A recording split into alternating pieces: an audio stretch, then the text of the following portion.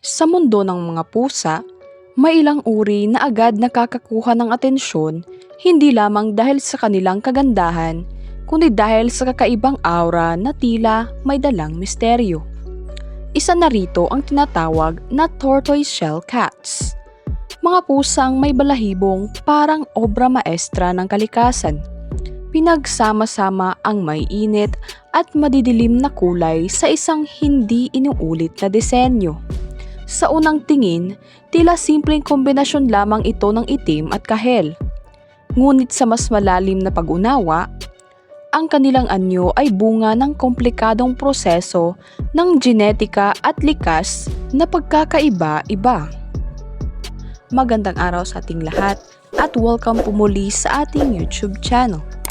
Ngayong araw, tatalakay natin ang hiwagang dala ng kakaibang breed ng pusa, ang mga tortoiseshell cats. Hindi lamang sa pisikal na aspeto sila kahanga-hanga. Sa iba't ibang paniniwala at kultura, ang tortoiseshell cats ay tinuturing na simbolo ng swerte, proteksyon at kakaibang enerhiya. Para sa ilan, sila ay higit pa sa alagang hayop. Sila ay tila kasama sa buhay na may dalang inspirasyon at positibong impluensya. Kaya naman, mahalagang maunawaan kung ano nga ba ang tunay na katangian ng mga pusang ito. Bakit ganito ang kanilang kulay at bakit marami ang naniniwalang sila ay swerte at karapat-dapat alagaan. Ang tortoiseshell cats ay hindi isang partikular na lahi, kundi isang coat pattern na maaaring matagpuan sa iba't ibang uri ng pusa. Ang kanilang balahibo ay binubuo ng halo-halong patches ng itim, kahel at minsan ay may halong dilaw o kremang kulay. Ang kakaiba sa kanila ay walang dalawang tortoiseshell cats ang magkapareho ng pattern. Bawat isa ay parang fingerprint na natatangi at hindi nauulit. Ito ang dahilan kung bakit madalas silang inihahalin tulad sa sining, dahil ang kanilang katawan ay tila canvas na pininturahan ng kalikasan. Pagdating sa kanilang ugali, kilala ang tortoiseshell cats sa pagkakaroon ng tinatawag na tortitude. Ito ay isang salitang ginagamit upang ilarawan ang kanilang malakas, matapang at minsan ay mapusok na personalidad.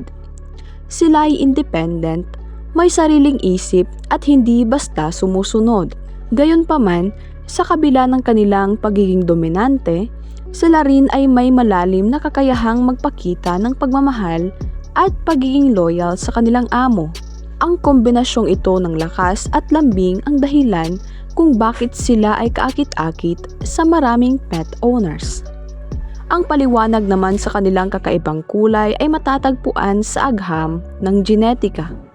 Ang kulay ng balahibo ng pusa, lalo na ang itim at orange, ay nakalink sa X chromosome. Dahil ang karamihan sa tortoiseshell cats ay babae na may dalawang X chromosomes, nagkakaroon ng random na pag-a-activate ng genes sa bawat bahagi ng kanilang katawan. Ito ang nagre-resulta sa hindi pantay-pantay ngunit magandang pagkakahalo ng kulay. Sa kabilang banda, ang mga lalaking tortoiseshell cats ay napakabihira dahil nangangailangan sila ng espesyal na genetic condition or XXY. Kaya naman lalo silang tinuturing na kakaiba at minsan ay mas espesyal sa paningin ng iba. Bukod sa siyentipikong paliwanag, marami ring paniniwala ang umuusbong tungkol sa kanilang pagiging swerte. Una, sinasabing ang tortoiseshell cats ay nagdadala ng kasaganaan at magandang kapalaran sa tahanan dahil sa matagal ng paniniwala na ang mga pusang may kakaibang kulay ay may dalang positibong enerhiya. Sa maraming kwento at karanasan ng mga nag-aalaga nito, napapansin nila na tila nagiging mas magaan ang daloy ng kanilang buhay. Maaaring sa anyo ng mas maayos na oportunidad, mas tahimik na kapaligiran o simpleng pakiramdam ng pagiging panatag. Hindi man ito mapatunayan ng agham, ang presensya ng isang tortoiseshell cat ay nagiging simbolo ng pag-asa at positibong pananaw. na siyang mahalagang salik sa pag-akit ng magagandang pangyayari sa buhay. Ikalawa, pinaniniwalaan na sila ay may kakayahang sumipsip o magtaboy ng negatibong enerhiya kaya't nagiging mas magaan ang pakiramdam sa bahay. Ang paniniwalang ito ay maaaring may ugnay sa kanilang sensitibong kalikasan. Ang paniniwalang ito ay maaaring may ugnay sa kanilang sensitibong kalikasan. Ang mga pusa ay kilala sa pagiging mapagmatsyag at mabilis makaramdam ng pagbabago sa kapaligiran.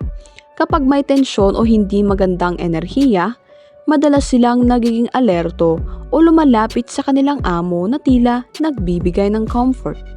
Dahil dito, maraming tao ang nakakaramdam ng emotional relief kapag kasama ang kanilang alaga, na para bang nababawasan ang bigat ng kanilang nararamdaman. Ikatlo, sa ilang tradisyon, sila'y tinuturing na protector laban sa malas at masamang espiritu. Ang ideyang ito ay nag-ugat sa sinaunang paniniwala na ang mga hayop, lalo na ang mga pusa, ay may kakayahang makakita o makaramdam ng mga bagay na hindi nakikita ng tao. Dahil sa kanilang tahimik ngunit mapagmasid na kilos, tila sila ay laging nagbabantay sa paligid. Ang presensya ng tortoise shell cat ay nagbibigay ng pakiramdam ng seguridad, na para bang may bantay na hindi natutulog, handang protektahan ang tahanan mula sa anumang hindi kanais-nais. Ikaapat, ang kanilang pagiging bihira, lalo na ang mga lalaking tortoise shell, ay simbolo ng pabihirang biyaya. Dahil sa kakaibang genetic condition na kailangan upang magkaroon ng ganitong kulay sa isang lalaking pusa, sila ay tinuturing na napaka-espesyal. Ang pagiging bihira nila ay nagiging paalala na mga hindi pangkaraniwan ay may sariling halaga at kagandahan. Para sa mga nagmamay-ari ng ganitong pusa, tila ito ay isang once-in-a-lifetime na biyaya. Isang bagay na hindi basta-basta natatagpuan. Ikalima, ang kanilang makulay na balahibo ay sumisimbolo ng balanse.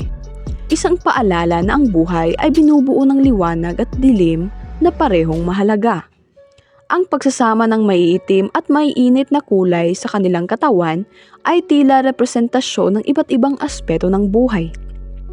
Saya at lungkot, lakas at kahinaan, simula at pagtatapos. Sa ganitong pananaw, ang tortoise shell cat ay naging simbolo ng pagtanggap na ang lahat ng karanasan, mabuti man o masama, ay bahagi ng ating paglago bilang tao. Ika-anim, ang kanilang presensya ay nagbibigay ng emotional comfort at healing, lalo na sa mga taong nakakaranas ng stress o kalungkutan. Maraming pag-aaral ang nagpapakita na ang pakikipag-ugnayan sa mga alagang hayop ay nakababawas ng anxiety at nakapagpapataas ng pakiramdam ng kaligayahan. Sa kaso ng tortoise shell cats, ang kanilang expressive na personalidad at pagiging malapit sa kanilang amo ay nagiging daan upang makabuo ng mas malalim na emotional connection. Ang simpleng paghaplos sa kanila o pakikinig sa kanilang pag-ungol ay maaaring magdulot ng kapayapaan sa isipan. At ikapito, ang kanilang kakaibang personalidad ay nagiging inspirasyon sa kanilang mga amo na tanggapin ang sariling uniqueness at maging totoo sa sarili. Dahil sa kanilang pagiging independent, matapang at hindi natatakot ipakita ang kanilang tunay na ugali, nagiging paalala sila na hindi kailangang magpanggap upang matanggap. Sa halip, ang pagiging totoo sa sarili, kahit pa ito ay kakaiba, ang siyang tunay na nagbibigay ng halaga sa isang nilalang. Sa ganitong paraan, ang tortoise shell cat ay hindi lamang alaga, kundi isang tahimik na guro na nagtuturo ng self-acceptance at confidence sa araw-araw na pamumuhay. Sa kabuuan, ang tortoise shell cats ay isang perpektong halimbawa kung paano nagtatagpo ang agham, kagandahan at paniniwala sa isang nilalang. Ang kanilang natatanging kulay ay bunga ng komplikadong genetika, habang ang kanilang personalidad ay nagpapakita ng kakaibang lakas at lambing. Higit pa rito, ang mga paniniwala tungkol sa kanilang pagiging swerte ay sumasalamin sa malalim na koneksyon ng tao sa mga hayop. Isang ugnayang hindi lamang pisikal, kundi emosyonal at minsan ay espiritual. Sa huli, ang pag-aalaga ng tortoise shell cat ay hindi lamang tungkol sa pagkakaroon ng alagang hayop, kundi tungkol sa pagtanggap sa isang nilalang na puno ng karakter, misteryo at kagandahan. Sila ay paalala na ang tunay na halaga ay hindi nasusukat sa pagiging pangkaraniwan, kundi sa pagiging natatangi. At marahil, sa simpleng presensya nila sa ating buhay, doon natin tunay na nauunawaan kung bakit sila tinuturing na espesyal. At para sa ilan, ito ay tunay ngang swerte. Maraming salamat po sa inyong panonood at sana po ay meron tayong natutunan sa videong ito. Good luck and God bless po sa ating lahat.